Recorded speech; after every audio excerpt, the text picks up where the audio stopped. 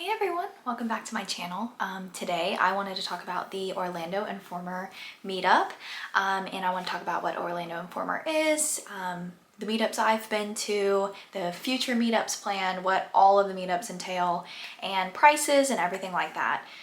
So this will be a super short and sweet video. Don't want to drag it out too long, but the Orlando Informer event is one of the best events I've been to at Universal's parks. Just the perks that you get are quite amazing. So let's dive in. So what is Orlando Informer first? So Orlando Informer is a company that pretty much specializes in theme parks in Florida, especially in the Orlando area, which are like Disney World, SeaWorld, and of course Universal and Islands of Adventure.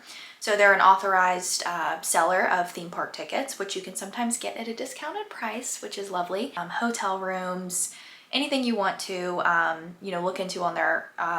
look into on them is on their website. So if you go on their website, you can see they have a lot of different resources for you.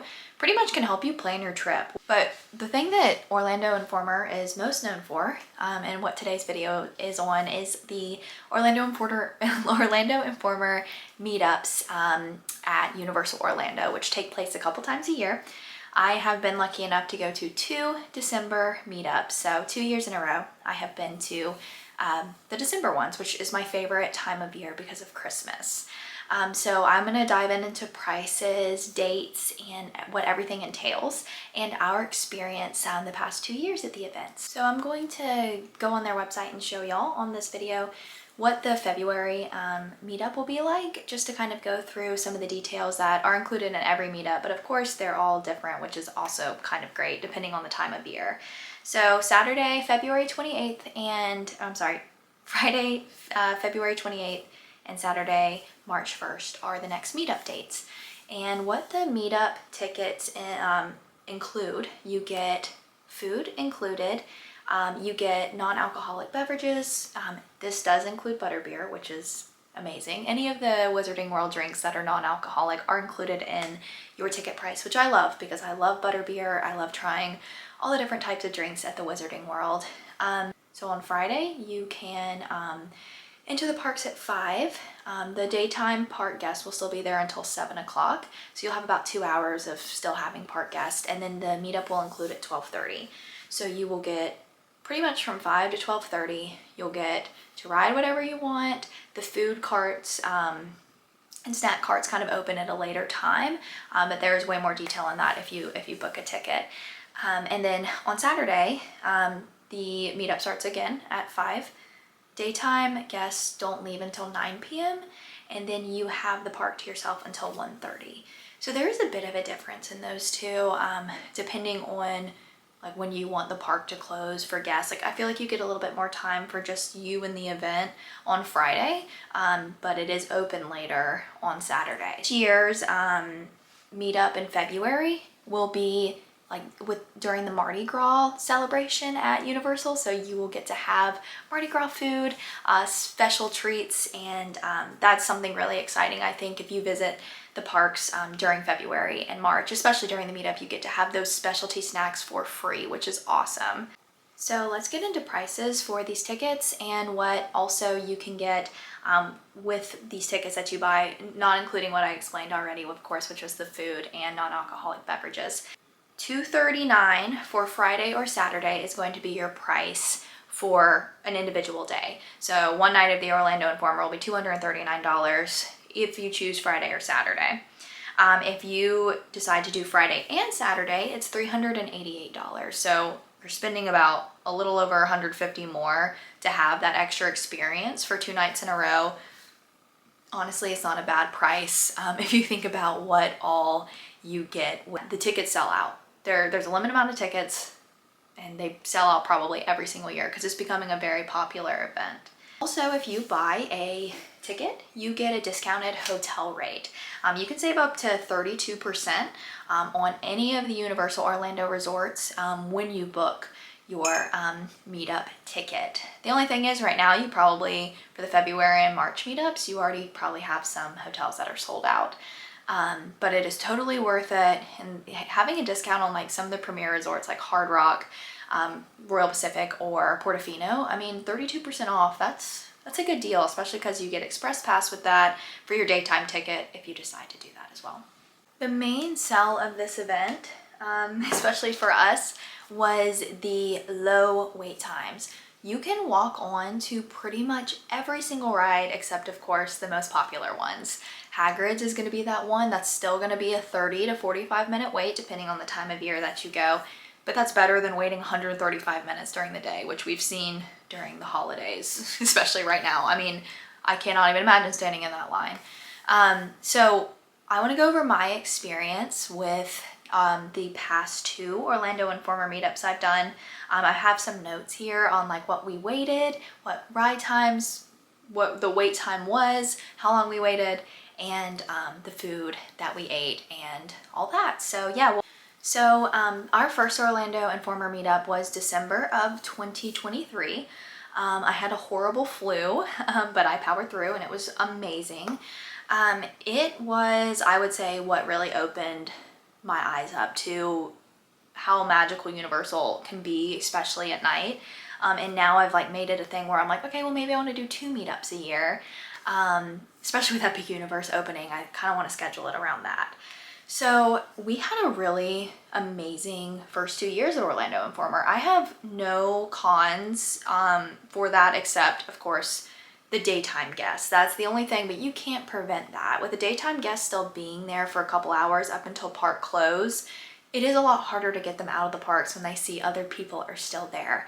And that is nothing on Orlando Informer's part. That they can't help that. People are just going to be everywhere, especially around the holidays. So last year we went the first weekend of December and it was dead. Like school wasn't out yet, college wasn't out yet, so you were still seeing really low wait times even during the park days. Whereas this year we did the second week of December and it was a little bit busier than normal. And that's not even just the Informer event itself. That's everyone getting in for their Christmas holiday. College, I think, got out that weekend, so the parks were swarming with people, which was expected. I mean, it's close to the holidays. But I would say it didn't really affect us too bad because the Universal side was dead. I had a friend over at Islands of Adventure during the meetup, and they said it was really busy up until like 10 o'clock over there, and that's when we ventured over to Islands of Adventure. So you really have to decide on, like I said with the February meetup, the parks close at 7 to daytime guests, and then you have it from 7 to 12:30. Whereas Saturday, the parks close at 9 p.m. and you have 9 to 1:30. To me, I would do that Friday ticket because you're getting a lot more of time to just the event. You get wristbands, so security will be like, let me check your wristbands. They do an amazing job with that. It's just harder when the parks are busier and you have 2 hours of kind of just standby time. But you can make it worthwhile. You can go eat, you can go people watch, you can go have a drink somewhere. There's just so many amazing parts of this event, especially the holiday decor in December. And the Christmas music is blaring throughout the parks. It's like 11 p.m. and you're strolling down all, like New York City, San Francisco, and it is just dead. Like I have videos that I'm pulling up right now to show y'all. I mean, there's no one there. Imagine Diagon Alley decorated in all its Christmas decor with Harry Potter music playing, and you can actually hear it because people are not in there. It is so amazing. The only ride we waited for during the Orlando Informer event after park closed was Hagrid's. Everything else we were able to walk on. Like the Mummy literally just walked right up. Gringotts we still went during daytime hours, but we only waited 20 minutes still. And that's a Saturday.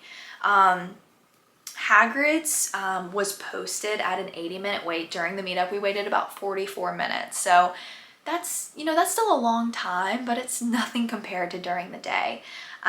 So yeah, and Rip Ride Rockit was a walk-on as well, literally, and we just got the news of it closing, so really make sure if you're going to the Orlando Informer events to hit Rip Ride Rockit with no wait while you can. The food, so it's pretty much the food carts open up at a certain time, the restaurants open up at a certain time after the parks close to daytime guests. So try to like have a little light snack before and then don't spend any money on the food in the parks until it's time for you to get your free food.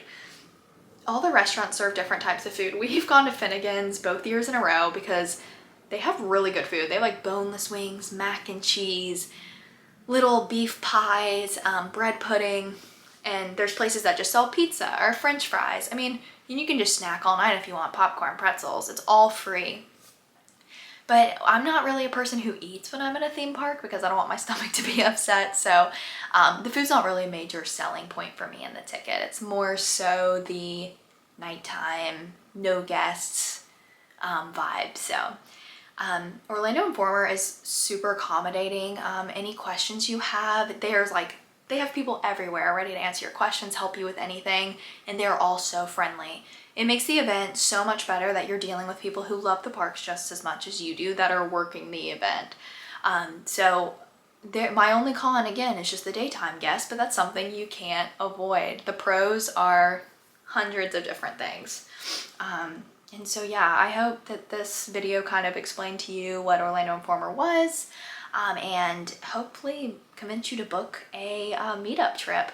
Hopefully I will be going in February, trying to get some details on that and see if I can swing it with work. So thank you guys so much for watching. I hope you enjoyed watching my video, and I'm excited to report on the next Informer event if I do it in February. All right, thanks guys.